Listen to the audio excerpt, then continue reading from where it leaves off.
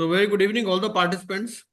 Before we start today's session, we were just discussing before the class started that what are the major differences between section 10 application and section 54 application, which talks of the pre-pack.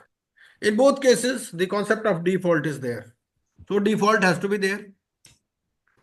In section 10, minimum amount of default is 1 crore rupees. Here it is 10 lakh rupees. So this is one difference. So minimum amount of default. Is there any maximum limit also? Maximum भी कोई limit है क्या या नहीं? No sir. Maximum में कोई limit नहीं. ठीक है. Second difference is regarding the powers of the board of directors. In section 10 application, powers of the board stand suspended. In section 54 applications, board continues to stay in control. ठीक है. Powers of board. Third difference. Third difference क्या था वीरेन जी? What was the third difference? Sir वो time limit का था sir. Time limit. Very good. So time limit difference is there. There the initial time limit is 180 days. Here it is 120. 90 days. No, 90 days plus. So maximum 120, 90 days है sir initially. किसमें? हाँ इसमें तो 120 है. हाँ. No, sir 90 maximum limit 120 और 90 days है sir resolution के लिए. 90 plus 30, 120. टोटल टाइम लिमिट तो 120 Yes है sir. ना. Yes, yes sir. उसमें जैसे 120, उसमें भी तो 120 में से 165 प्लस 15 है. बात तो वही है. Yes sir. वहां पे Yes भी sir. तो है ना. अच्छा और क्या Yes, मेजर डिफरेंस है इसके अलावा? Public सर ये announcement डिक्लेरेशन सर आप within 2 बताएं. days. डिक्लेरेशन. राइट. हाँ. हाँ. तो उसमें क्या है? डायरेक्टर. डिक्लेरेशन. उसमें डिक्लेरेशन का कोई कॉन्सेप्ट नहीं. यहाँ पर Yes. डिक्लेरेशन. अच्छा उसके अलावा और कोई difference? Public announcement, either not later than 3 days after appointment, either within 2 days. Okay. Public announcement. नहीं यहाँ पर public announcement whether it is to be in papers, newspaper. No sir. Pre-pack no sir. हाँ prepack में it is not to be in newspaper. So okay. So you are aware about the basics है ना. And either And it is applicable to And- corporate MSMEs only. है ना. Right. Section 10 में ऐसा कोई concept नहीं है ना. तो this is applicable only to corporate MSMEs. चलिए now we can start the session and let me share my screen with you. Just a minute.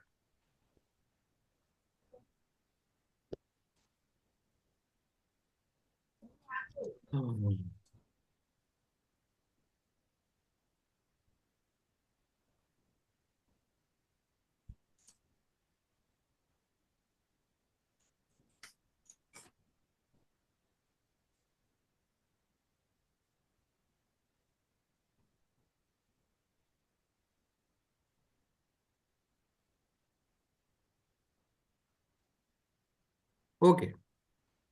So here one of the important challenges is that this pre-pack process. So pre-pack, the name itself implies that some sort of pre-package is there. That means the CD has already made up his mind and he wants to offer that pre-pack. ठीक है. Because here another important difference is regarding the resolution plan. The base resolution plan is prepared here by the corporate debtor.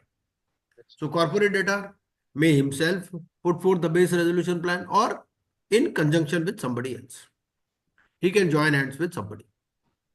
So there is a concept of that base resolution plan. So that is also difference. Now let us see it one by one. These are the sections about which we will see later. I think this screen I have already shared. नहीं, अच्छा screen share नहीं किया गया. Just a minute. Okay. So I hope now my screen is visible. But before we go to this screen, that will come later, because once we understand all these sections, then this is how we can remember. So section 54A talks of a situation that application has to be filed by whom. So here it should be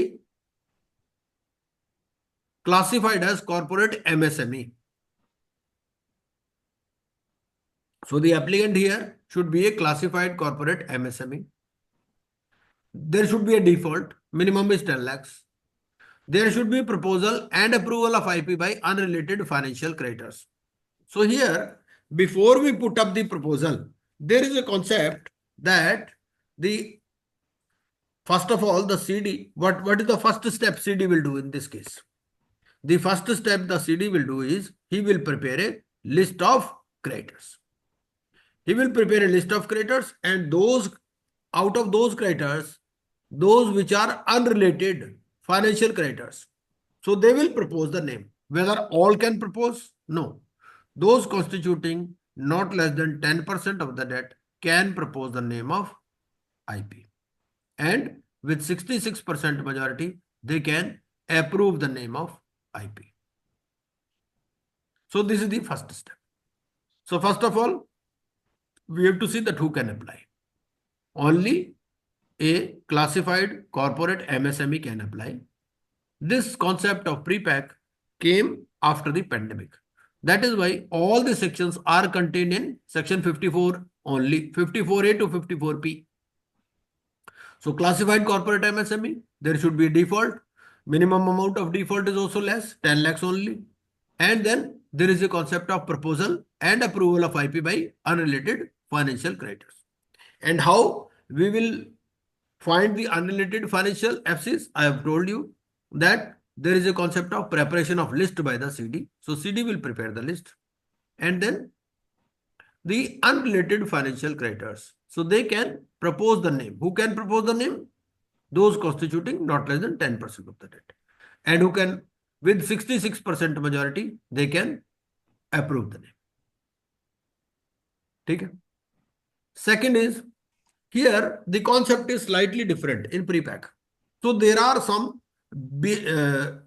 duties of the IP which start even before filing the application. So section 54B, it talks of before initiation duties of IP. So it's the IP will see before filing the application that the CD meets the requirements which are given in section 54A. So who will check this thing? IP will check whether the applicant is classified as corporate MSME, whether there is a default, no CIRP is pending, no liquidation order, etc., etc. And then the name of the IP has been proposed and approved by unrelated financial creditors. So all these things he will check. Besides that, he will check that the base resolution plan, which is basically put up by the corporate debtor. So the base resolution plan, it meets the requirements of section 54K, which says that there can be no haircut to operational creditors initially. Okay? And fees of the IP is to be borne by whom? So these are some of the requirements of section 54B.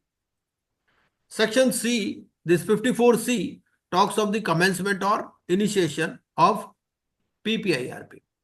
So there is a form which has to be filed, attachments with the application, and then the AA has the authority to either accept or reject the application. Form D, this 54D talks of the duration. So maximum duration for this pre-pack process is 120 days, but within 90 days, the COC has to put up an approved resolution plan.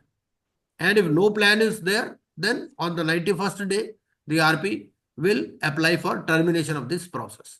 So there is no concept of extension, only termination of the process. Okay. 54E, estoppel or moratorium. So it says moratorium is there as per section 14. There is appointment of RP, and then there is a concept of public announcement. So public announcement here is not made in newspapers, unlike section 10 application. Okay. So here the creditors are informed. Section 54F, and if somebody's name is not included, then the directors or the persons who prepared this list, they are responsible. Section 54F. 54F talks of functions of the RP. So that he will conduct this process, he will confirm the list of creditors, he will inform the creditors, he will maintain this updated list, and then he will constitute the COC and information memorandum. This information memorandum is also prepared on the basis of preliminary information memorandum. And this preliminary information memorandum is to be prepared by the CD. Okay. 54G, G Hujur. So within 2 days, the CD will prepare the list, he will prepare the preliminary information memorandum, and there is liability for omission of any claim. 54H, having control. So who will have the control? CD will continue to have the control. Board's powers are not suspended, unlike in normal CIRP. 54I, COC. So constitution of COC within 7 days. It is based on the updated claims, and first meeting has to be done within 7 days. Now, another important question arises: if CD remains in control, then what is the role of RP? So RP is basically monitoring the entire process. So long as there is no fraud done by the CD, CD will stay in control. Because the lawmakers also realize that for MSME units, not many resolution applicants are likely to come up. So they give the preference to the CD, which is under financial problem. 54J. 54J talks of takeover of the control, jugglery. If the CD is doing some jugglery, so then COC may with 66% approval oust the CD. And here the RP will make the application to the adjudicating authority in form number P14. 54K, कौन बनेगा king? Consideration and approval of resolution plan. So 54K deals in detail that how the resolution plan will be considered and how it will be approved. 54L. 54L, liking of the A. So 54L talks of the various types of orders which the adjudicating authority may pass. 54M talks of the appeal provision, my lord, on grounds laid down in section 60 subsection 3. 54N talks of no to pre-pack termination of PPIRP. So it may lead to either termination of the process or liquidation. 54O, 0, initiation of CIRP, 0 to 0. So in case the CD is otherwise qualified to opt for this CIRP process, because here in pre-pack the default is 10 lakhs, but in normal CIRP default is 1 crore rupees. So if there is a default of 1 crore rupees, then the CD has the option either to go in for pre-pack or for normal CIRP under section 10. But he will definitely prefer this pre-pack application because in pre-pack he is able to retain the control. But 54O talks of the situation that where the CIRP initiation is possible if the CD is otherwise eligible. And 54P talks of provisions of chapter 2 apply, that provisions of chapter 2, 3, 6 and 7 to apply with certain modifications wherever required. So these are the sections. Now let us see about these sections in detail.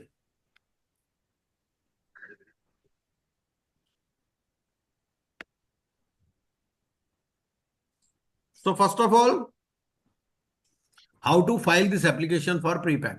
So they say the application for the pre-pack has to be in form number 1 along with a fees of 15,000 and a copy shall be served to the board also. And along with the application, CD must provide a declaration. Now what is this declaration?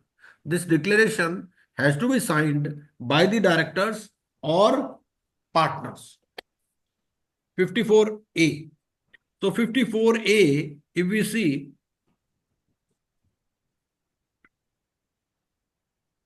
it says that the majority of the directors or partners of the corporate debtor, as the case may be, have made a declaration in such form as may be specified, stating inter alia that the corporate debt. So what they write in the declaration? They write in the declaration that the CD shall file the application within a definite time period, not exceeding 90 days. So this is the first thing. Second, pre-pack is not being initiated to defraud any person. And the name of the IP proposed and approved to be appointed as RP under clause E. So this is what is to be given in the declaration. Okay. Along with the declaration, there is a concept of special resolution or resolution. So special resolution in case of members of the CD. In case it's a company. So in case it is a company, so members of the corporate debtor have passed a special resolution, or at least 3/4 of the partners of the total number of partners, as the case may be, of the CD have passed a resolution. So in case of company, it is the share capital, 75% of those having share capital. And here, in case of LLP, it is 3/4 of the total number of partners. So special resolution in case of company, resolution by 3/4 in the case of LLP. Then approval of FC for this thing is also required. It says 54A3 says that the corporate debtor shall obtain an approval from its financial creditors, not being its related party. So, two types of approvals are required from the financial creditors, unrelated financial creditors. First of all, regarding the name of the IP proposed to be appointed, and second is approval for filing the application. Okay. Representing not less than 66% in value of the financial debt due to such creditors for the filing of an application. Okay. Then name and written consent of the IP, it has to be there, and is report in form number P8. Then declaration, this report in form number P8 says that okay, this CD is eligible and all those things. Okay. Declaration regarding existence of any PUFE transactions. So this declaration has to be made by the CD here. Then audited financial statement for the last 2 years and provisional financial statements for the current year. So these are the attachments which are to be given along with the application for PPIRP process.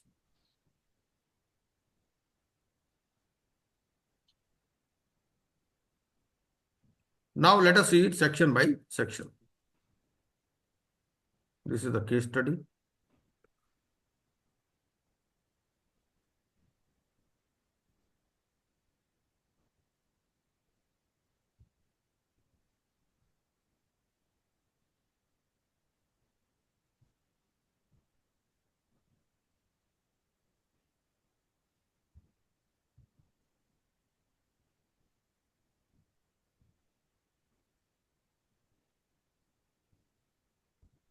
अच्छा चलिए अब इसमें वो अच्छा उसको नहीं दे रखा है, कोई बात नहीं. Now let us read from the bare code.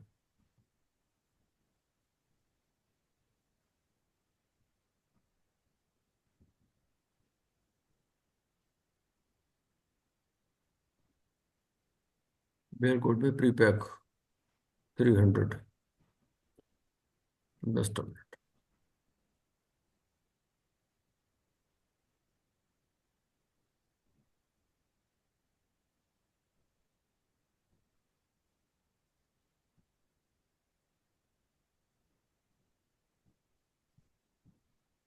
Okay, 54A. 54A says corporate debtor eligible for prepackaged insolvency resolution process. क्या बोलता है? An application for initiating prepackaged insolvency resolution process may be made in respect of a corporate debtor classified as MSME under subsection 1 of section 7 of the Micro, Small and Medium Enterprises Development Act 2006. ठीक है. So only certain categories of corporate debtors are eligible. कौन eligible है?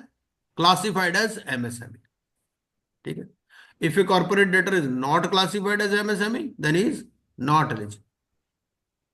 Without prejudice to subsection 1, an application for initiating prepack may be made in respect of a corporate debtor who commits a default referred to in subsection 4. And section 4 talks of two types of default. Normal default is 1 crore rupees. And here for prepack, it is 10 lakh minimum. Subject to the following conditions. First of all, it has not undergone prepack process or completed CIRP, as the case may be, during the period of 3 years preceding the initiation date. ठीक है, पहली condition. It is not undergoing CIRP. No order requiring it to be liquidated is passed. And it is eligible to submit a resolution plan under 29. So these are the conditions. ठीक है. ये हमारा notification है. ये notification क्या बोलता है? ये नोटिफिकेशन बोलता है कि amount of default is 10 lakh rupees. ठीक है. 9 अप्रैल को ये नोटिफिकेशन आया था.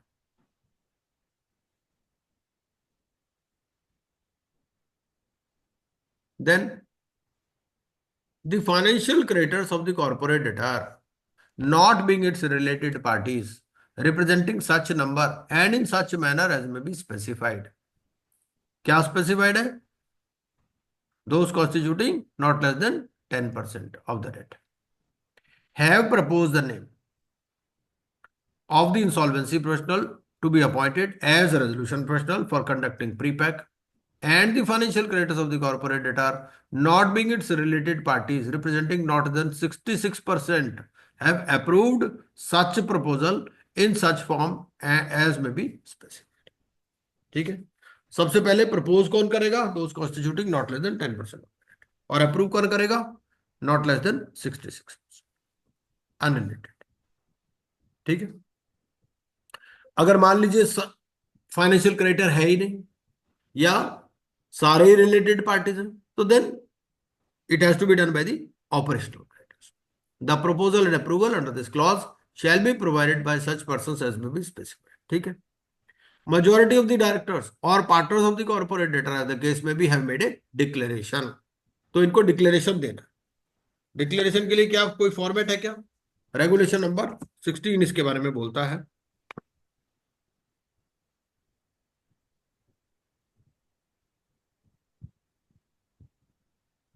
P6 sir.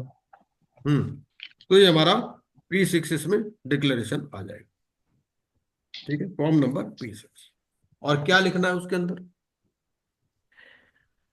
एक तो ये है कि the corporate debtor shall file an application for initiating pre-pack within a definite time period not exceeding 90 days। ठीक है, आपको टाइम पीरियड देना। एक बार P6 भी देख लेते हैं, तो P6 से पता चल जाएगा P6 क्या है। ये है आपका P6, form number P6, declaration by directors. किसको देना है ये डिक्लेरेशन? किसको देना है? एडजुडिकेटिंग। फॉर्म P6 है ना, टू दी एडजुडिकेटिंग। और क्या लिखना है इसमें? Declaration for initiating prepaid, name and designation, dean number, address, representing majority among the directors, partners of the CD corporate debtor having identification number and having registered office and declare and inform as under। पहला, the corporate debtor shall file an application for initiating prepackaged insolvency resolution process within number of days, यहां पर लगा देंगे। ठीक है, the prepackaged insolvency resolution process is not being initiated to defraud any person। The creditors have approved the name of the insolvency professional having registration number इतना in the meeting of creditors convened under clause E of subsection 2 of section 54A, read the regulation 8, held on this date। Details of the corporate data, name of the corporate data, registered number, date, estimated date for filing the application along with the adjudicating authority for initiating prepack। ठीक है, the contents of this declaration are true and correct and that we have concealed nothing and that no part of it is false। तो ये declaration sign कर देना है। कौन sign कर रहा है भाई? All the directors, partners mentioned in point number 1। Point number 1 क्या है? पॉइंट नंबर 1 है कि ये आपका ये वाले डायरेक्टर्स रिप्रेजेंटिंग मेजॉरिटी। ठीक है, तो जो भी मेजॉरिटी ऑफ डायरेक्टर।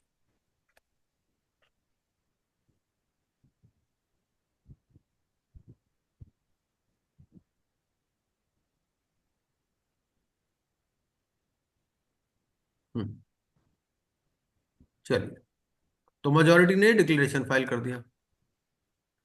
उसके बाद में क्या होगा? उसके बाद में मेंबर्स एक रेजोल्यूशन पास करेंगे, स्पेशल रेजोल्यूशन। ठीक है, members of the corporate debtor have passed a special resolution or at least 3/4 of the total number of partners as the case may be of the corporate debtor have passed a resolution approving the filing of an application. ठीक है, उसके बाद the corporate debtor shall obtain an approval from its financial creditors not being its related parties representing not less than 66% in value for the filing of an application। तो financial unrelated financial creditors का approval लेना है for filing the application also. ठीक है, provided that where a corporate debtor does not have any financial creditor, तो approval under this subsection shall be provided by such persons as may be specified. ठीक है, तो यहाँ क्या है? यहाँ पर फिर आपका कॉन्सेप्ट ऑपरेशनल क्रेडिटर्स वाला आ जाता है। रेगुलेशन 14 इसके अंदर आ जाता है कि रेगुलेशन नंबर 14। चलिए, prior to seeking The approval from financial creditors under subsection 3, the corporate debtor shall provide such financial creditors with, एक तो इनको डिक्लेरेशन दे देंगे, डिक्लेरेशन किसका, जो मेजोरिटी ऑफ डायरेक्टर्स या पार्टनर्स, एक स्पेशल रेजोल्यूशन या resolution, special resolution in case of company और resolution in case of LLP, a base resolution which conforms to the requirements referred to in section 54K. तो 54K बाद में आएगा, but 54K में ये लिखा है कि भाई initially there can be no impairment to the operational creditors and such other conditions as may be specified, such other information and documents as may be specified. ठीक है, तो ये हो गया हमारा 54A। वीरेंद्र परिहार जी, अब आप इसको समराइज कर सकते हो, 54A में क्या क्या पढ़ लिया हमने। सबसे पहले क्या करना है आपको, भाई आपकी कंपनी ने डिसाइड कर लिया कि we have to go in for prepack, तो what Yes, is the sir. First thing you will do. तो फर्स्ट तो आईपी से कांटेक्ट करेंगे या आईपी को फाइनल करेंगे सर? नहीं, आईपी को फाइनल करने से पहले भी कुछ करना पड़ेगा आपको। फाइनेंशियल क्रेडिटर का अप्रूवल लेंगे सर? नहीं, सबसे पहले तो लिस्ट ऑफ क्रेडिटर्स बनानी पड़ेगी आपको। Okay sir. ये है फॉर्म नंबर P2। सबसे पहला काम आप क्या करोगे, लिस्ट बनाओगे। Okay sir. भाई आपके क्रेडिटर कौन कौन से हैं, और उन लिस्ट में डाल दोगे फाइनेंशियल क्रेडिटर्स अनरिलेटेड कौन से हैं, financial creditors related, operational creditors unrelated, operational creditors related. ठीक है, ये आपने लिस्ट फाइनल कर दी। Yes sir. ठीक है, इस लिस्ट को फाइनल करने के बाद में देन यू विल सी कि जिनका भी 10% से ज्यादा का क्लेम है, yes sir. we will try to find out the financial creditors, the unrelated financial creditors, है ना, who constitute not less than 10% of the debt. तो they will be allowed to propose the name of the IP. ठीक है, suppose 100 rupees is the total debt. Now out of 100, say there are two banks, जिनका एक का है मान लीजिए 60% और दूसरे का है 35%, और बाकी जो है 5% में सारे हैं। ठीक है, so these two persons they will be allowed to name the insolvency, they will allowed to propose the name of the IP. ठीक है, and then there will be voting, और वोटिंग में जिसको भी 66% मिल जाएगा वो आरपी, उसका नाम फिर एडजुडिकेटिंग अथॉरिटी को जाएगा। सबसे पहले list of creditors, then convening a meeting, उसके बाद इनकी मीटिंग होगी। सर मीटिंग करोगे ना आप, मीटिंग में ही तो ये रेजोल्यूशन पास होगा। और ये मीटिंग कैसे होगी, मीटिंग के बारे में भी दिया हुआ है इन्होंने कि मीटिंग कैसे होगी। आपको मीटिंग का नोटिस कितने दिन का देना है, ये भी दे रखा है।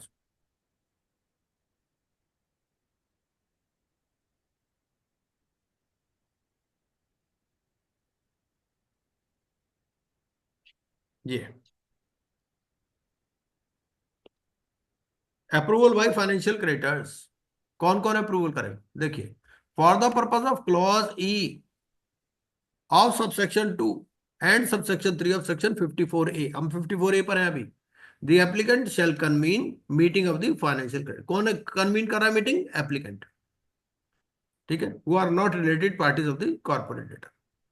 Notice shall be served to the financial creditors who are not related parties at least 5 days before the date of the meeting unless a shorter time is agreed to by all of them. ठीक है, 5 दिन का notice जाएगा।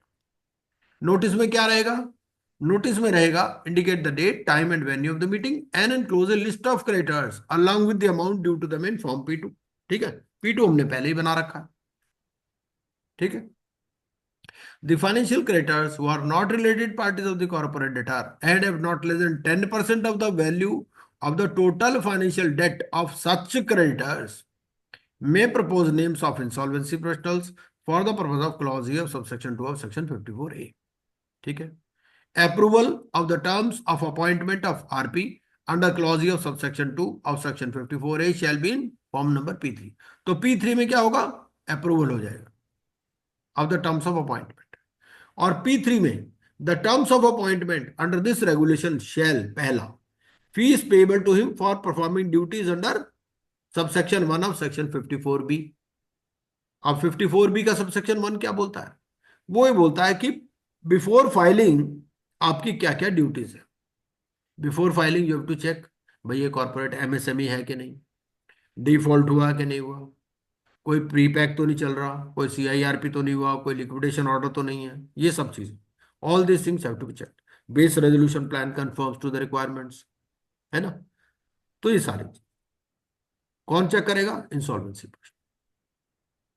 Fees payable to him and expenses to be incurred by him for conducting the process. उसके बाद में once the application is admitted, then what is the fees he will be charge, second type of fees. Third, in case the CD is ousted, 54J, in case of jugglery by the CD. If CD is ousted, then what is the fees? Because in that case, his duties will increase. ठीक है ना। तो ये तीनों की तीनों fees पहले से ही डिसाइड हो जाएगी, ठीक है, फॉर्म P3 में।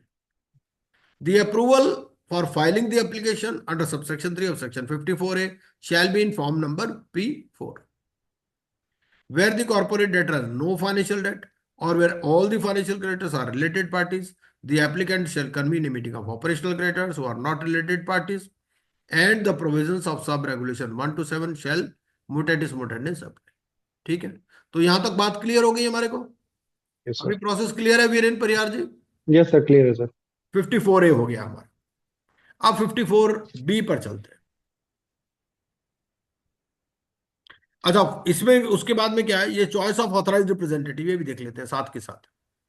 अब ये जो फॉर्म P2 आ गया, फॉर्म P2 में the resolution professional shall ascertain the class or classes of creditors if any, ठीक है, और 3 insolvency professionals they will identify जो उसके रिलेटिव नहीं हो या रिलेटेड पार्टीज नहीं हो, है ना, और उसको भी आपको चॉइस दे देनी। अब चलते हैं 54B पर। ये तो हो गया हमारा। Now 54B। 54B talks of before initiation duties, ठीक है, duties of the insolvency professional before initiation. कई बार वो सवाल पूछ लेता है कि 54B deals with what, so 54B deals with before initiation duty. 54A क्या है, application. Application. The insolvency professional proposed to be appointed as the resolution professional shall have the following duties commencing from the date of the approval under clause E of subsection 2 of section 54A, namely, पहला, he has to prepare a list report in such form as may be specified confirming whether the corporate debtor meets the requirements of section 54A, ठीक है, इसको एक report बनानी, ठीक है, इसको बनानी है एक रिपोर्ट।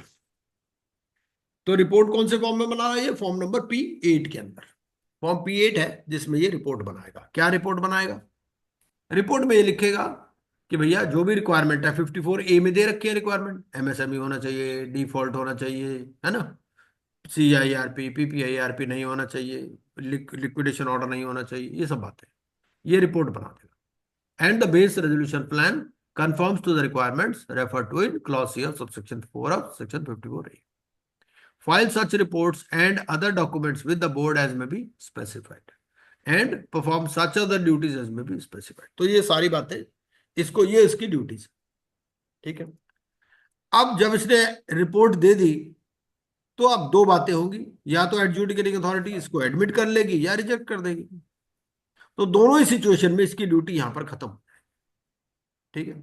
या तो फाइल एप्लीकेशन ही फाइल ना करें, ये भी हो सकता है, क्योंकि इन्होंने डिक्लेरेशन क्या दिया कि they will file the application with in a definite time period not exceeding 90 days, बोला ना इन्होंने। Yes, sir. तो अब ऐसा भी हो सकता है कि 90 डेज में एप्लीकेशन ही ना फाइल करें, तो बात ही खत्म हो गई, खत्म मामला, या एप्लीकेशन एडमिट हो गई या रिजेक्ट हो जाएगी, यही 3 सिचुएशन होंगी। तो तीनों सिचुएशन में ये वाली ड्यूटीज तो इसकी खत्म, ठीक है। The fees payable to the insolvency professional in relation to the duties performed under subsection 1 shall be determined and borne in such manner as may be specified, and such fees shall form part of the prepackaged insolvency resolution process cost if application is admitted. Now 54C. 54C में क्या है, application to initiate. एक बार P8 भी देख लेते हैं कि P8 की रिपोर्ट क्या होती है। P8 में जो रिपोर्ट देता है वो क्या रिपोर्ट देता है, आरपी, उसको देख लेते हैं एक बार। ये हमारी P8 की रिपोर्ट, ये P8 report of the insolvency, ठीक है।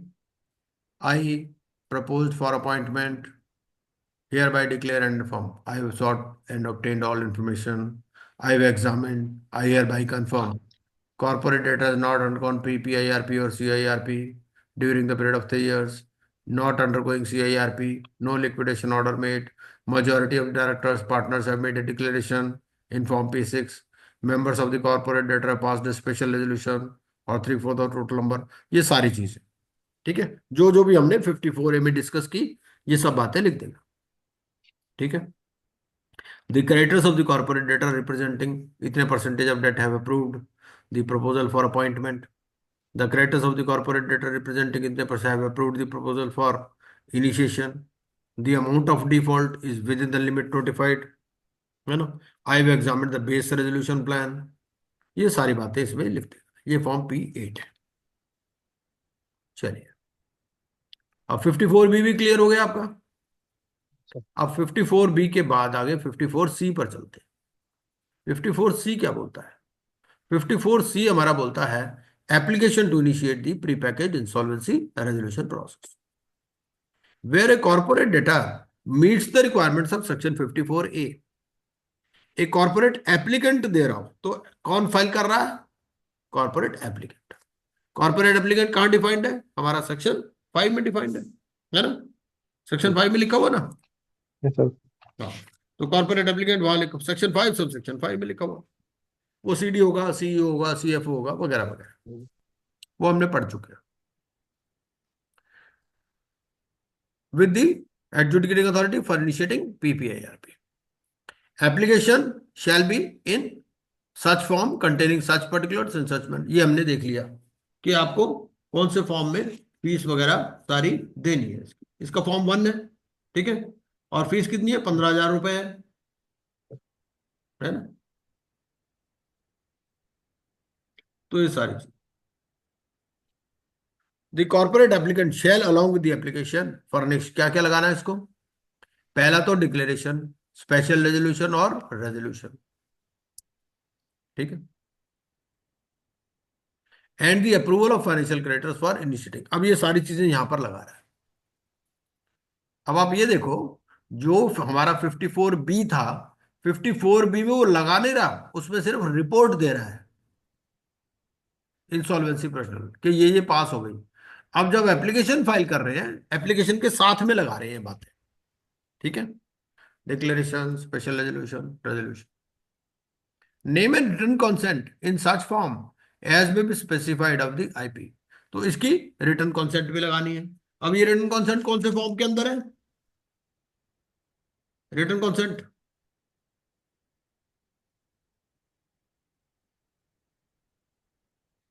रिटर्न कॉन्सेप्ट के लिए कोई फॉर्म है क्या? Yes, sir.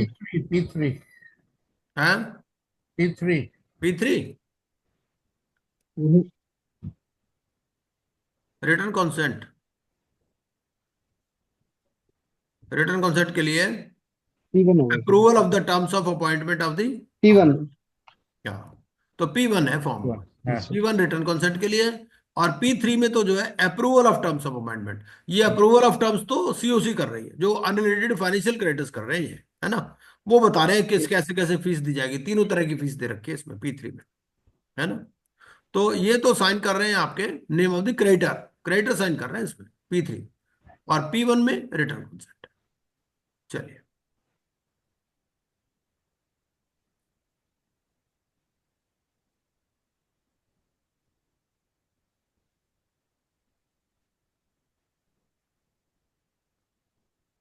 उसके बाद declaration regarding existence of any transactions that may be within the scope of PUFE transaction. तो ये भी इसको लगाना है साथ में declaration. Information relating to books of accounts of the corporate debtor and such other documents relating to such period as may be specified, ठीक है। अब कितने साल का लगाना है आपको? ये 2 साल का लगाना है, और 4 year का। लगाना है, ठीक है। The adjudicating authority shell with in a period of 14 days, 14 days में या तो एडमिट कर लेंगे या रिजेक्ट कर देंगे, ठीक है। और अगर कोई डिफेक्ट है तो they will give time to rectify the defect within 7 days and pre package insolvency resolution process shall commence from the date of admission, ठीक है। 54D बोलता है कि पीरियड कितना है? 120 डेज, ठीक है। अब बात यह है कि भाई 120 डेज से कोई एक्सटेंशन भी हो सकता है, तो इसमें एक्सटेंशन का कोई प्रोविजन नहीं है। हालांकि बाद में आ गया है जो अब नया सिलेबस में जो आएगा, जो 5 मई से है, उसमें है वो प्रोविजन, लेकिन हमारे सिलेबस के हिसाब से इसमें कोई नहीं। ठीक है। Without prejudice to subsection 1, the resolution personnel shall submit the resolution plan as approved by the committee of creditors to the adjudicating authority. अब ये अप्रूव प्लान कितने दिन में देना है? With in period of 90 days. CIRP में कितने दिन में देना होता है? 180 days. हाँ नहीं, सीआईआरपी वाई 165 Okay. देना होता है आपको, हाँ, yes sir. है ना, ताकि Yes 15 sir. Days adjudicating authority को मिल जाए। Yes sir. यहाँ पर आपको 90 डेज के अंदर देना है, ताकि 30 डेज मिल जाए एडजुडिकेटिंग अथॉरिटी। ठीक है। और अगर कोई प्लान नहीं अप्रूव हुआ तो क्या होगा? On the day after the expiry of such time period, मतलब 91st डे को एप्लीकेशन लगा देंगे फॉर टर्मिनेशन। ठीक है। ये हमारा हो गया 54D। 54D को याद कैसे रखोगे आप कि 54D क्या है? ड्यूरेशन। ठीक है। 54A application, 54B before initiation, 54C, 54C क्या था? कमेंसमेंट। कमेंसमेंट, है ना, और 54D duration.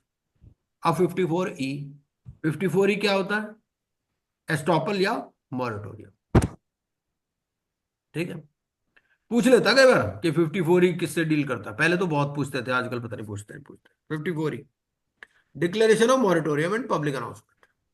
The adjudicating authority shall, on the prepackaged insolvency commencement date, along with the order of admission under section 54C, सबसे पहले declare a moratorium for the purposes referred to in subsection 1, read with subsection 3 of section 54। अब आप ये देखो कि इसमें 1 दे दिया और 3 दे दिया, 2 की बात नहीं करता इसमें। ठीक है। क्योंकि 2 क्या है? 2 बेसिकली क्या कहता है? 14 का 2, सेक्शन 14, अगर सबसेक्शन 2 हम देखें तो सेक्शन 14 सबसेक्शन 2 क्या बोलता है? सबसेक्शन 14 सबसेक्शन 2 बोलता है वो इसेंशियल सर्विसेज वगैरह वगैरह। ठीक है। क्रिटिकल गुड्स एंड सर्विसेज, वो सारा कॉन्सेप्ट यहां पर जरूरत ही नहीं है। क्यों जरूरत नहीं है? क्योंकि आपका CD continues to stay in control. ठीक है ना। तो 2A वगैरह ये सब नहीं है। इसमें एसेंशियल गुड्स की बात करता है, और इसमें क्योंकि यहां तो सीडी कंट्रोल में है, बोर्ड की मीटिंग चल रही है, सीडी बिजनेस चला रहा है अपना। सिर्फ 1 में क्या है? कोई nobody can take action, initiation या continuation of proceeding can not happen, transferring encumbering, any action to foreclose, recovery of any property, ये सब बाहर है। ठीक है। और 54(3) क्या है? 54(3) बोलता है कि there may be certain transactions which may be notified और it is not applicable to surety in a contract of guarantee. तो वो बोलता है कि 1 और 3 जो है अप्लाई होंगे, 2 अप्लाई नहीं होगा और 4 अप्लाई नहीं होगा। ठीक है। Appoint a resolution professional as named in the application. आपने एप्लीकेशन में नाम लिख रखा है, उसको अपॉइंट कर देंगे अगर कोई डिसिप्लिनरी प्रोसीडिंग पेंडिंग नहीं है, और अगर डिसिप्लिनरी प्रोसीडिंग पेंडिंग है तो बोर्ड से पूछ देंगे, बोर्ड से पूछ के अपॉइंट कर देंगे। Cause a public announcement of the initiation of PPIRP to be made by the resolution professional in such form and manner as may be specified immediately after his appointment। ठीक है। तो अब ये 54D में क्या बोलता है कि भाई आप एक पब्लिक अनाउंसमेंट भी करोगे। अब पब्लिक अनाउंसमेंट भी यहां पर डिफरेंट है। पब्लिक अनाउंसमेंट यहां पर वो वाला पब्लिक अनाउंसमेंट नहीं है जो CIRP में होता है। वहां पर क्या है कि there is a concept of publication in newspapers, और यहां रेगुलेशन 19 है आपका। रेगुलेशन 19 क्या बोलेगा? रेगुलेशन 19 आपको फॉर्म पे ले जाएगा। रेगुलेशन 19 बोलता है कि फॉर्म नंबर P2। ठीक है। ये पब्लिक अनाउंसमेंट होगा इन फॉर्म P9। ठीक है। अब P9 देख लेते हैं। तो P9 जो है वो पब्लिक अनाउंसमेंट का फॉर्म है। यहाँ पर ये है P9। ये P9 पब्लिक अनाउंसमेंट क्या बोलता है? For the attention of the creditors, क्योंकि क्रेडिटर की लिस्ट ऑलरेडी दे रखी है सीडी ने। ठीक है। यही लिस्ट ये क्या करेगा, जो आरपी है ये सारे क्रेडिटर को भेज देगा कि भैया देखो ये लिस्ट है। Notice is here bye given that the adjudicating authority has ordered the commencement of prepack. ठीक है। और ये पूरे पर्टिकुलर्स, ये सारा। उसके बाद में क्या होगा? अब उनके क्लेम आ जाएंगे इसके हिसाब से। ये लिस्ट भेज दी इसने सबको, इस लिस्ट के हिसाब से वो क्लेम कर लेंगे अपना अमाउंट। और फिर P10 ये मेंटेन करेगा, लिस्ट ऑफ क्लेम्स, ये क्लेम्स आ जाएंगे। ठीक है, ये पूरी P10 है, पूरी डिटेल में है।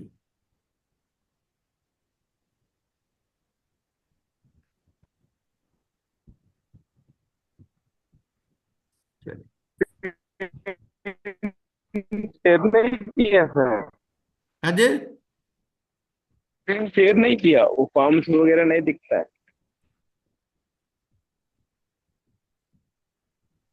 हाँ, नहीं दिखता मतलब? आपका स्क्रीन शेयर नहीं है सर। मेरा स्क्रीन शेयर नहीं है? नहीं सर। अरे यार, सॉरी।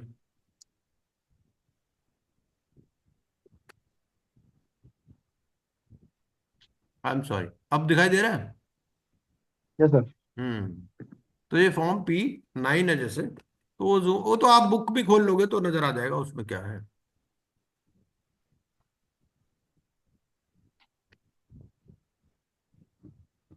ये फॉर्म P9 है पब्लिक अनाउंसमेंट में।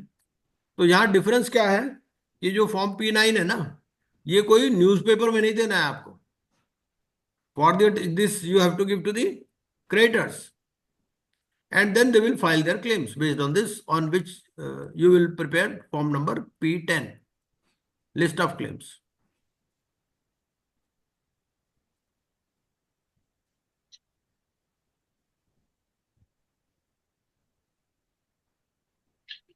और P10 आपका regulation number 20।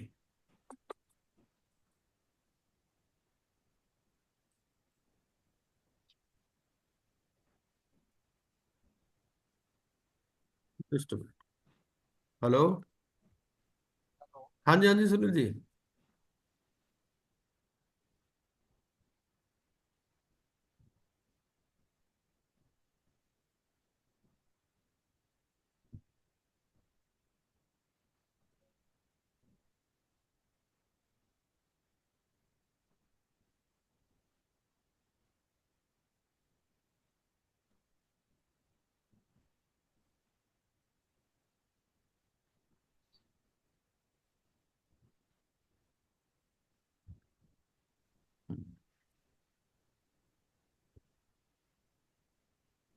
List of claims.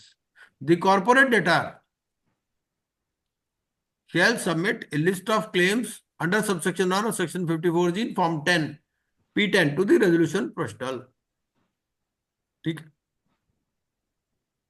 Public announcement form P9 में है, और P10 भी जो है ये भी कौन सबमिट कर रहा है? कॉर्पोरेट। कॉर्पोरेट। वो उसको कंफर्म कर लेगा। The resolution postal shall inform every creditor regarding its claim as confirmed by him and seek objections if any. ठीक है, based on the records of the corporate debtor and other relevant material available on record, the resolution postal shall confirm the details received in form P10. तो P2 भी CD बना रहा है, P10 भी CD बना रहा है, ये कंफर्म कर रहा है उसको बेसिकली। ठीक है, और किसी का नाम छूट गया तो उसके लिए भी वही रिस्पॉन्सिबल है। चलिए,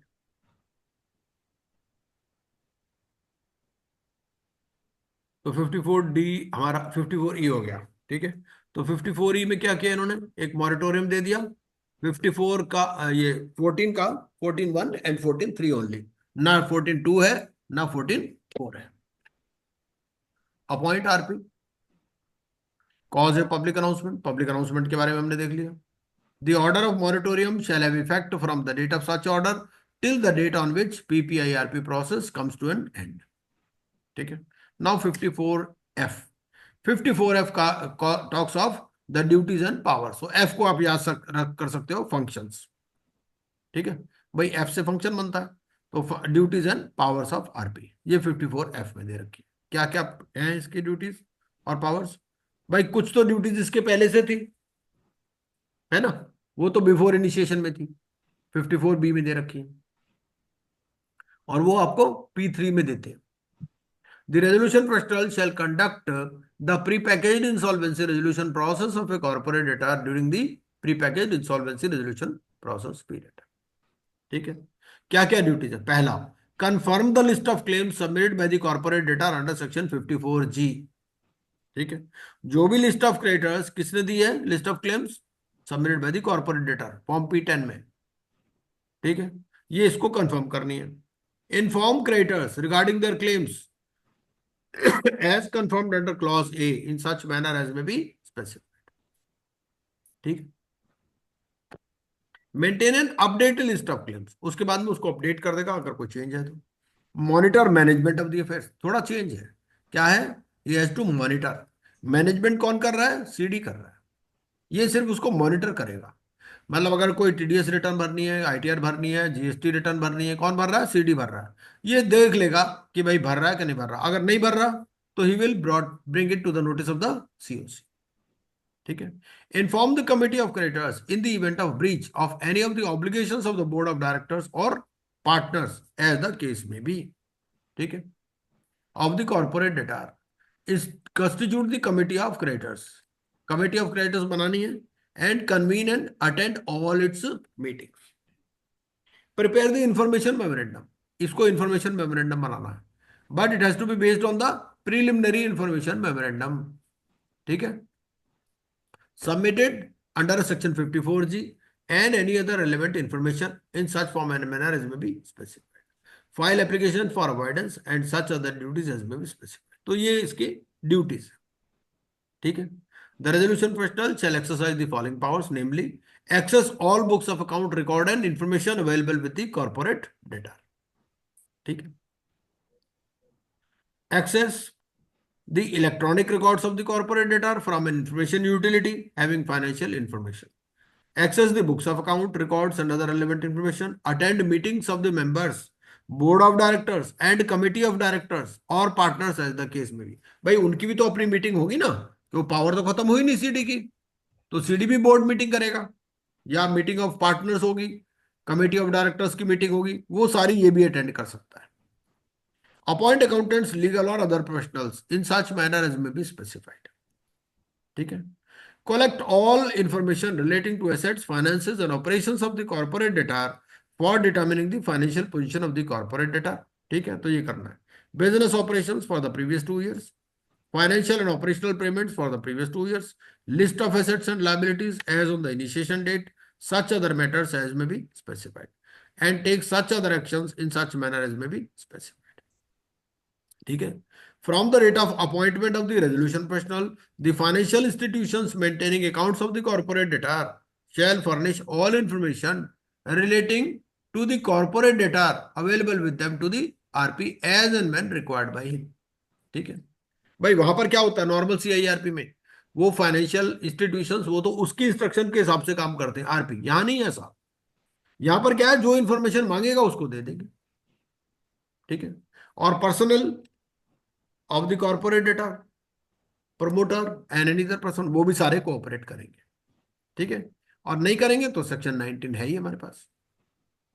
fees of the resolution professional and any expenses incurred by him for conducting the pre package shall be determined in such manner as may be specified, provided that the committee of creditors may impose limits and conditions on such fees and expenses, ठीक है। Provided further that the fees and expenses for the period prior to the constitution of the committee of creditors shall be subject to ratification by it, ठीक है। The fees and expenses referred to in subsection 6 shall be in such form and manner as may be specified.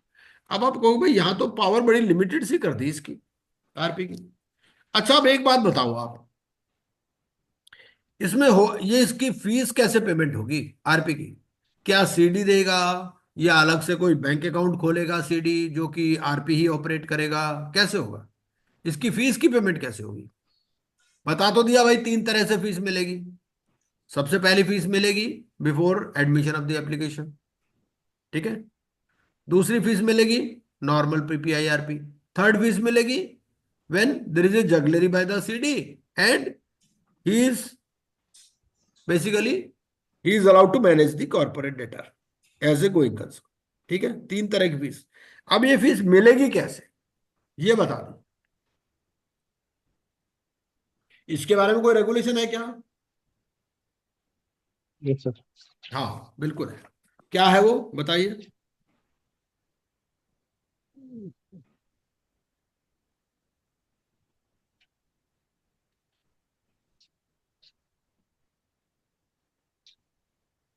भाई एक तो ये है कि इसके लिए अलग से अकाउंट खोल दें, उस अकाउंट में पैसे जमा करा दें सीडी, वहां से ये खर्चा करता रहे।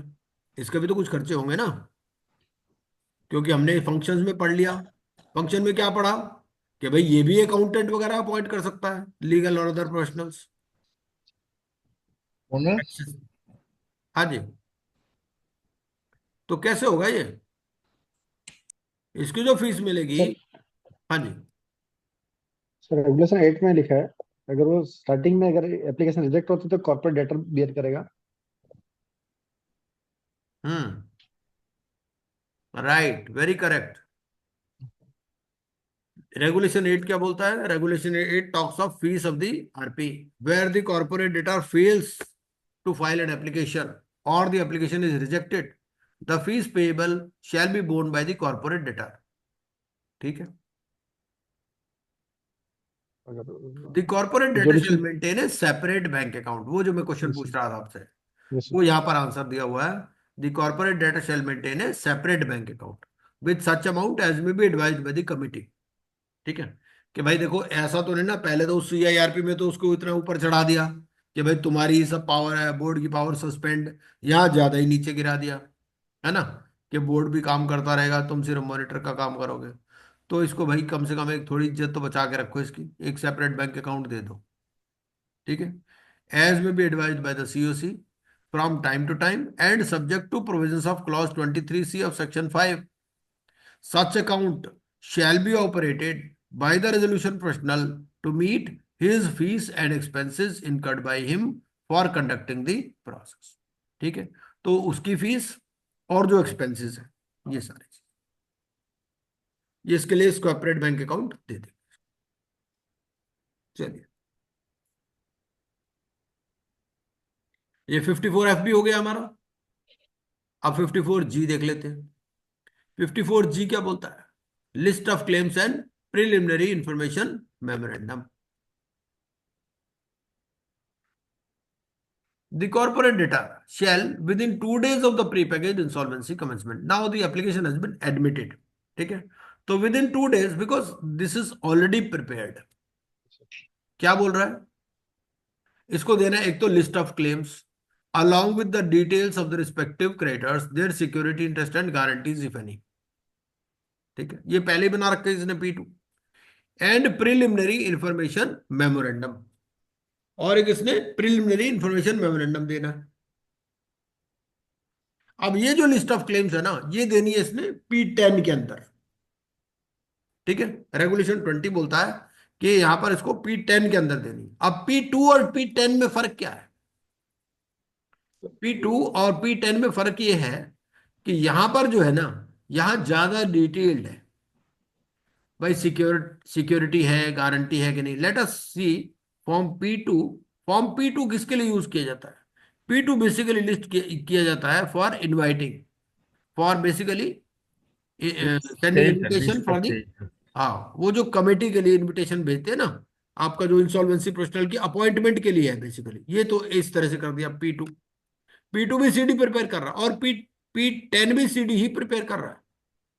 और P10 क्या है? देखिए, P2 तो छोटा सा फॉर्म है ना, उसमें क्या किया, रिलेटेड और अनरिलेटेड से मतलब है, फाइनेंशियल और ऑपरेशनल से मतलब है, बस। Financial, operational, others, related, unrelated, इतना ही है P2। और P10 क्या है? P10 में काफी डिटेल्ड है। P10 ये लिस्ट ऑफ क्लेम्स, ये क्लेम्स के बेस पे है। उसमें क्लेम्स नहीं आए उस टाइम, P2 के टाइम पर क्लेम नहीं आए हैं। P2 के टाइम पर जो सीडी की बुक्स में है उस हिसाब से दे रहा है वो। और P10 में क्या हो गया, ये क्लेम्स आ गए आपके P9 के बेस पे, और P10 बन गई आपकी लिस्ट ऑफ क्लेम्स। तो ये पूरी डिटेल्ड है, list of secured financial creditors. ठीक है। उसके बाद में अनसिक्योर्ड फाइनेंशियल क्रेडिटर्स, फिर secured financial creditors other than financial creditors belonging to any class, operational creditors, workman, employees, ये पूरी डिटेल इसके अंदर P10 के अंदर पूरी डिटेल है। P10 भी कौन बना रहा है? सीडी बना रहा है भाई, ये इसको कंफर्म कर लेगा बस कि ये जो लिस्ट दी है ठीक है कि नहीं। और अगर मान लीजिए इसमें कोई, suppose the CD leaves any claim, ठीक है, भाई सीडी ने कोई क्लेम दिया ही नहीं, तो फिर उस केस में क्या होगा, किसकी रिस्पॉन्सिबिलिटी रहेगी? आरपी की रहेगी सर। आरपी की नहीं रहेगी, सीडी की ही रहेगी। क्लेम, अच्छा। भाई देखो,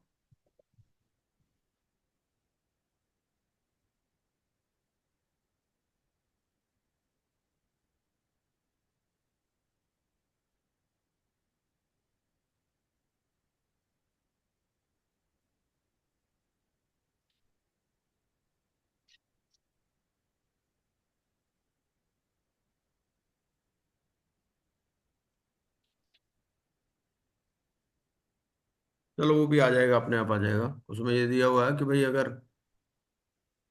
कोई छूट जाता है तो ये क्या करेगा, तो सेक्शन में ही दे रखा।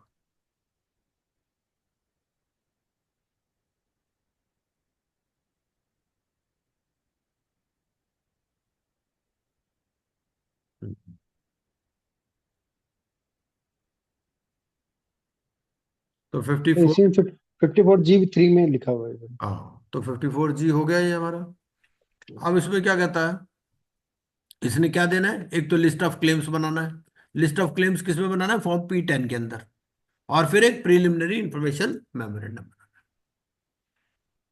अब मान लीजिए किसी का क्लेम छूट गया, सीडी बना रहा लिस्ट है तो, where any person has sustained any loss or damage as a consequence of the omission of any material information or inclusion of any misleading information in the list of claims or the preliminary information memorandum submitted by the corporate debtor. Every person who is a promoter or director or partner at the time of submission or has authorized the submission of the list of claims or preliminary information memorandum shall without prejudice to section 77A, 77A मैंने penalty वाला chart share किया था group में, be liable to pay compensation to every person who has sustained such loss और damage. किसकी responsibility डाल दी, promoter की, डायरेक्टर की, या जिसने भी ऑथराइज किया। ठीक है, अगर उसकी नॉलेज या कंसेंट के बिना हुआ है तो ही शैल नॉट बी लायबल। और अब कोई किसी को लॉस हो गया तो वो क्या करेगा, उसको जाना पड़ेगा कोर्ट। एडजुडिकेटिंग अथॉरिटी के पास नहीं जाना, उसको कोर्ट में जाना है, having jurisdiction for seeking compensation. ये ध्यान में रखना। तो ये हमारा हो गया 54G। अब 54H, 54H बोलता है management of affairs of the corporate data. ठीक है, मतलब मालिक तो हम ही रहेंगे, मतलब सीडी ही मालिक रहेगा। During the pre pack process the management of the affairs of the corporate debtor shall continue to vest in the board of directors और partners as the case may be, subject to such conditions as may be specific. जितनी भी board meeting होगी, partners की meeting होगी, creditors की meeting होगी, सब में ये आ जाएगा, आरपी आ सकता है। The board of directors or the partners, as the case may be of the CD, shall make every endeavor to protect and preserve the value of the property. ठीक है, तो प्रोटेक्शन और प्रिजर्वेशन किसके पास है, इसके पास। क्या कस्टडी एंड कंट्रोल मिलेगा RP को, जैसे नॉर्मल सीआईआरपी में मिलता है कस्टडी एंड कंट्रोल, तो यहां मिलेगा नहीं मिलेगा, नहीं मिलेगा। यहां तो सीडी कंट्रोल में है। 54J में मिल सकता है अगर कोई फ्रॉड कर। The promoters, members, personnel and partners as the case may be of the CD shall exercise and discharge their contractual or statutory rights or obligations in relation to the corporate debtor subject to the provisions of this chapter. ठीक है, तो ये हो गया हमारा 54H, मतलब CD will stay in control. 54I, committee of creditors.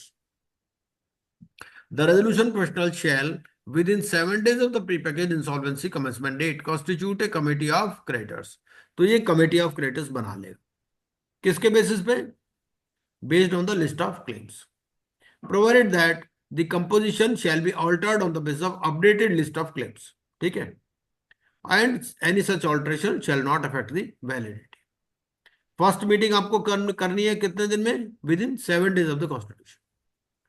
Committee कितने दिन में बनानी है, within 7 days of the prepackage insolvency commencement date, और पहली मीटिंग करनी है within 7 days of the constitution. ठीक है, the provisions of section 21 except subsection 1 shall mutatis mutandis apply in relation to committee of creditors. और RP का मतलब हो गया कॉर्पोरेट डेटर और आरपी। क्यों क्यों ऐसा बोला? वो इसलिए बोला कि वहां पर आरपी की रिस्पॉन्सिबिलिटी होती है। तो यहां पर क्योंकि सीडी भी कंट्रोल में है तो सीडी की भी रिस्पॉन्सिबिलिटी है, सीडी से भी इंफॉर्मेशन मांग सकते हैं। ठीक है। अब सीओसी में कौन कौन आएगा? वो हमारा रेगुलेशन 24, 25 और 26 में दे रखा है। तो 24, 25, 6 एक बार देख लेते हैं क्विकली। ये है 24, committee with only creditors in A class. अगर कोई क्रेडिटर्स इन ए क्लास ही है तो उसमें सिर्फ ए आर आएगा। 25, 25 बोलता है committee with only operational creditors. ठीक है। देखो, अगर फाइनेंशियल क्रेडिटर्स है तो अनरिलेटेड फाइनेंशियल क्रेडिटर्स ही आ जाएंगे। अगर कोई फाइनेंशियल क्रेडिटर है ही नहीं या सारे ही रिलेटेड है तो उस केस में क्या होगा? 10 largest operational creditors. Normal CIRP में कितने होते हैं? 18 लाख। 18। यहां पर हो गए 10। 10 largest operational creditors by value. और अगर लेस देन 10 है तो सारे आ जाएंगे। One representative elected by all workman, one representative elected by all employees. ठीक है। और ये कैसे कैलकुलेशन ऑफ डेट होगा ये सारा इसमें दे रखा। अमाउंट ऑफ डेट, ये जब हम केस स्टडी करेंगे तो उससे क्लैरिटी आ जाएगी। Amount of debt due to the creditors listed in clause A, amount of aggregate debt due to workman, amount of aggregate debt due to employees. तो इस तरह से ये कमेटी बन जाएगी। ठीक है। और कोई भी चेंज हो जाएगी तो it shall be intimated to all the members of the committee within 2 days of such change. ठीक है। अब क्या एडजुडिकेटिंग अथॉरिटी को बताना है? नहीं बताना है इसमें। किसको बताना है? To all the members of the committee.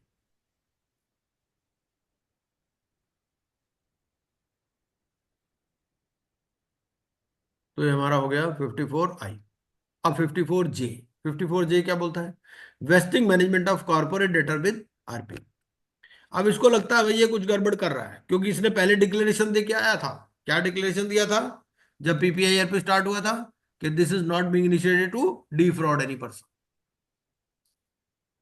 where the committee of creditors at any time during the prepackaged insolvency resolution process period by a vote of not less than 66% of the voting shares resolves to vest the management of the corporate debtor with the RP, the RP shall make an application।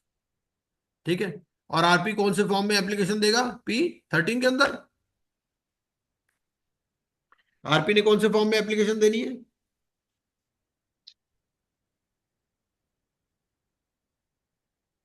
P13 होना चाहिए मेरे ख्याल में। हाँ जी।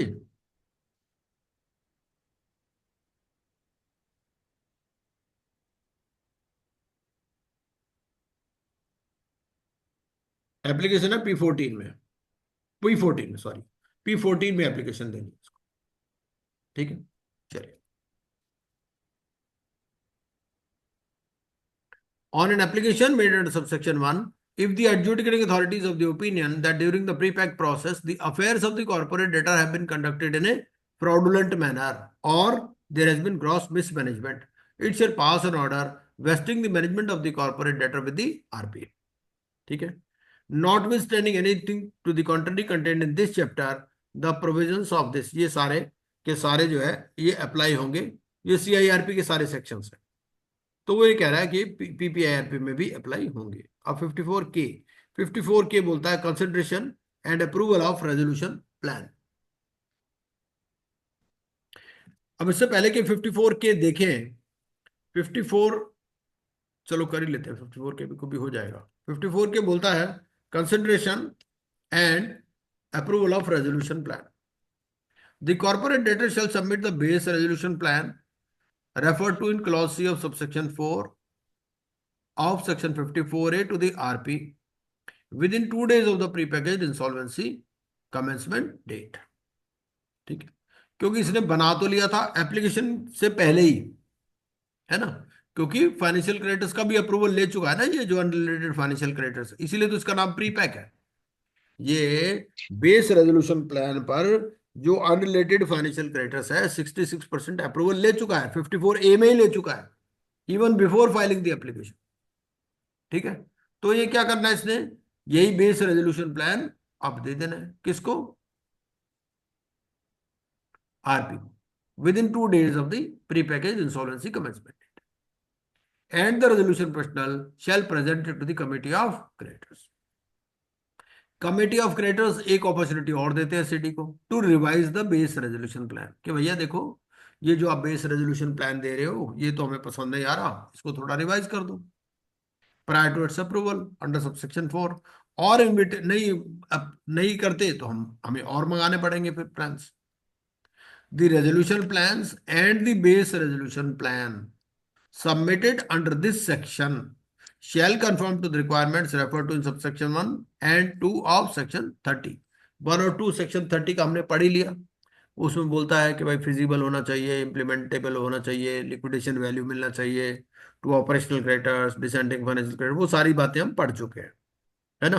तो वो कह रहा है कि सबसेक्शन 1 एंड सबसेक्शन 2 के रिक्वायरमेंट को it should meet and the provisions of subsection 1, 2 and 5 of section 30 shall mutatis mutandis apply to the proceedings under this chapter। ठीक है।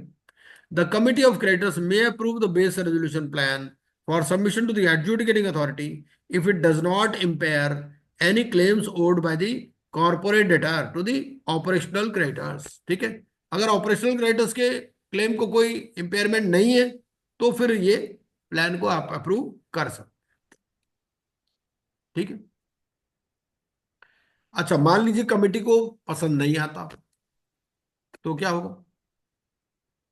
Where the committee of creditors does not approve the base resolution plan under subsection 4 और the base resolution plan impairs any claims owed by the corporate debtor to the operational creditors। अच्छा, अब आप ये बात बताइए मेरे को कि before filing the application 66% of unrelated financial creditors they already approved the filing of application। वहां पर भी बेस रेजोल्यूशन प्लान लगा हुआ था। ठीक है। तो अभी भी वही है, 66% से ही अप्रूव करना है। तो अभी क्यों नहीं अप्रूव करेंगे ये बेस रेजोल्यूशन प्लान? भाई वहां तो अप्रूव कर दिया फाइलिंग ऑफ एप्लीकेशन, तो ऐसा कौन से सर्कमस्टांसेस हो सकते हैं जिसमें ये अप्रूव ना करें? भाई कुछ फर्क है ना, सोचो ना आप।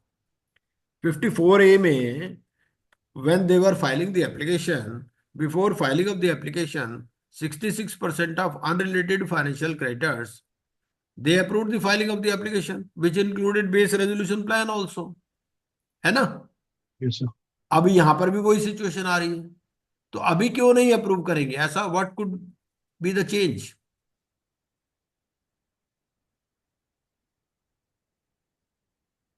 देखिए, there could be 2-3 things. Number 1, based on the list of claims the financial creditors might have changed।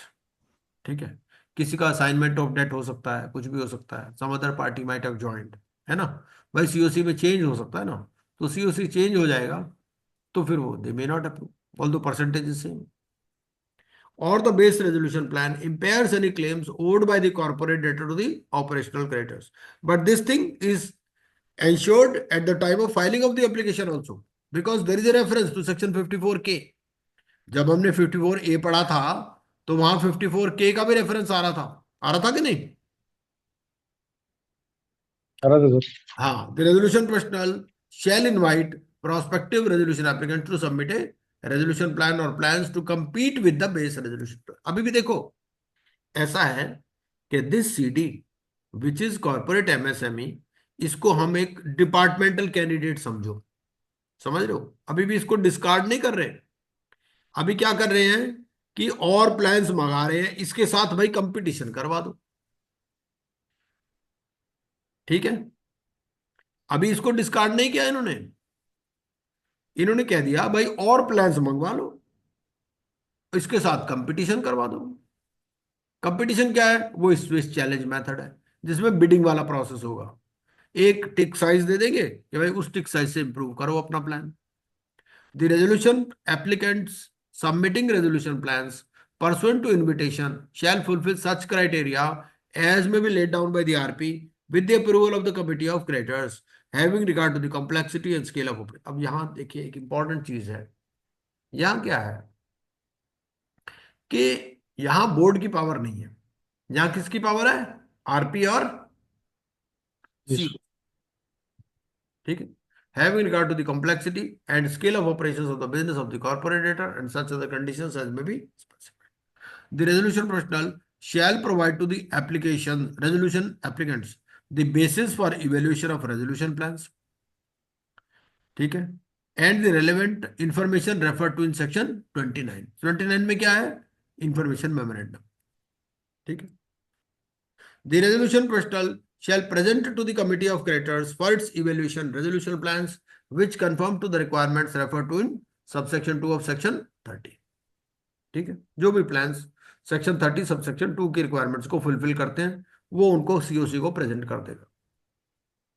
Committee ने क्या करना है? The committee of creditors shall evaluate the resolution plans presented by the RP and select a resolution plan from among. उनमें से एक select करेंगे.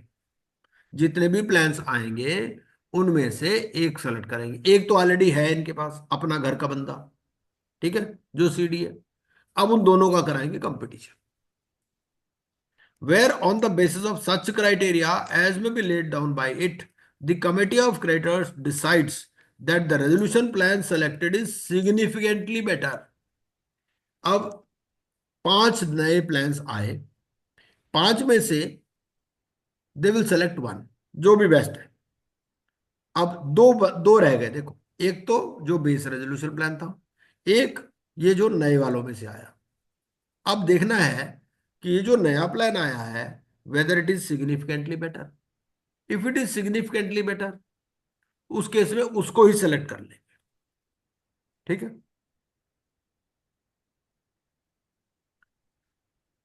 Such a resolution plan may be selected for approval, provided that the criteria laid down by the committee of creditors under the subsection shall be subject to such conditions as may be specified. वो conditions लगा देंगे कि भैया किन conditions में उसको significantly better माना जाएगा. ठीक है. Because as we all know, every resolution plan is assigned a score. ठीक है. इसका क्या होता है? इवेल्यूशन मैट्रिक्स के बेसिस पर एक स्कोर असाइन करते हैं, और वो जो स्कोर होता है उस स्कोर में फिर देख लिया जाता है भाई कौन सा सिग्निफिकेंटली, वो बता देंगे भाई अगर 25% से ज्यादा अगर बेटर है तो फिर वो सिग्निफिकेंटली बेटर है. Now second situation is where the resolution plan selected under subsection 9 is not considered for approval or does not fulfil the requirements of subsection 10, मतलब सिग्निफिकेंटली बेटर नहीं है. तो उसमें क्या होगा? फिर दोनों का कंपटीशन कराएंगे. अभी भी 2 प्लान बाकी है. ठीक है. सबसे पहले तो एक बेस रेजोल्यूशन प्लान आया कमेटी के सामने. कमेटी ने कहा देखो भाई हमें ये पसंद तो नहीं आ रहा, आप इसको थोड़ा सा इम्प्रोवाइज करो. ठीक है.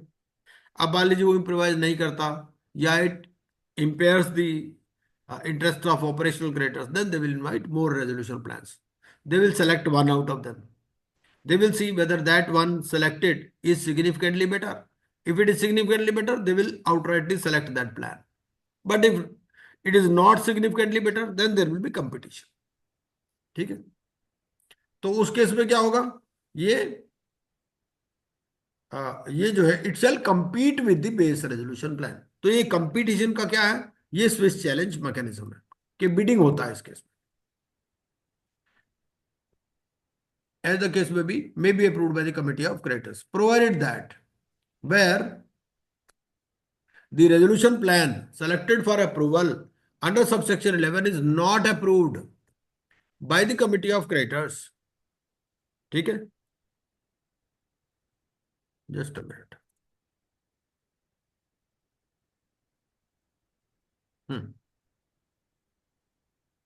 The resolution professional shall file an application for termination. ऐसा भी हो सकता है कि भाई कोई भी प्लान पसंद नहीं आया सीओसी को, तो फिर टर्मिनेशन ऑफ द प्रोसेस हो जाएगा. ठीक. The approval of the resolution plan shall be by a vote of not less than 66%. वो after considering it's feasibility and viability, manner of distribution propose, जो सारा सेक्शन 30-31 में लिखा हुआ है. ठीक है. While considering the feasibility and viability of a resolution plan, where the resolution plan submitted by the corporate debtor provides for impairment of any claims owed by the corporate debtor. ठीक है. अगर impairment की बात करता है तो उस case में क्या होगा? The committee of creditors may require the promoters of the corporate debtor to dilute their shareholding or voting or control rights in the corporate debtor. अब यहां पर क्या हो रहा है? यहाँ ये इम्पेयरमेंट की बात कर रहा है। मान लीजिए जो सीडी ने प्लान दिया, इट सेज के okay will be paying you 80%। तो वो ही कहता है कि भाई when you are impairing the claims you dilute your stake also, अपना शेयर होल्डिंग कम करो, अपना वोटिंग या कंट्रोल राइट्स कम करो। ठीक है, provided that where the resolution plan does not provide for such dilution, the committee of creditors shall prior to the approval of such a resolution plan record reasons for its approval। ठीक है, अगर ऐसा कोई dilution नहीं है तो COC को reasons record करने पड़ेंगे फॉर अप्रूवल। ठीक है, the resolution personal shall submit the resolution plan as approved by the committee of creditors to the adjudicating authority। ठीक है, for the removal of doubts it is hereby clarified that the corporate debtor being a resolution applicant may submit the base resolution plan either individually or jointly with any other person। ठीक है, for the purpose of subsection 4 and 14 claims shall be considered to be impaired। impairment कब माना जाएगा?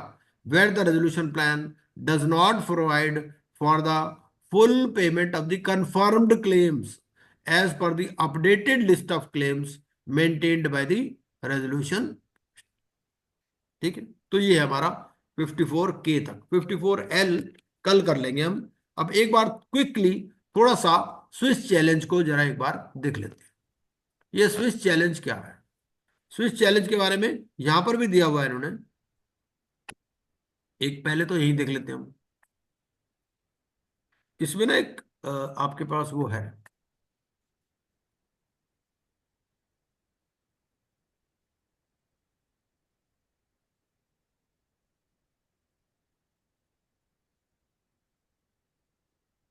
ये scoring and improvement of resolution plan, regulation 42।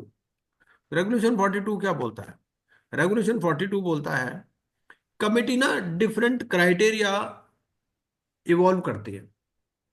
ठीक है भाई, वो हो सकते हैं फंडिंग कितनी होगी, कितने टाइम में रिजॉल्व हो जाएगी, ये सब बातें। ठीक है, द कमेटी में आइडेंटिफाई 3 पैरामीटर्स। मान लीजिए 3 पैरामीटर उन्होंने कर लिए, एक्स वाई और जेड। तो वो एक फार्मूला लगा देते हैं अपना। उसमें ऐसा भी लगा देते हैं बीइंग नॉट लेस देन 10 या 20, ये नहीं होना चाहिए। और सिग्निफिकेंटली बेटर क्या होगा? सिग्निफिकेंटली बेटर होगा अगर एक सर्टेन परसेंटेज या सर्टेन नंबर से बेटर होगा।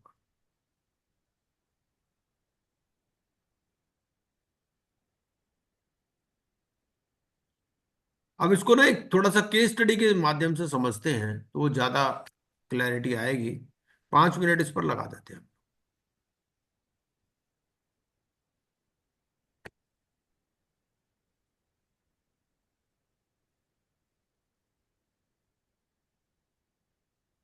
बाकी कल दोबारा देख लेंगे, कोई ऐसी बात नहीं, बट थोड़ा सा समझ लेते हैं तो ताकि क्लैरिटी आ जाए थोड़ी।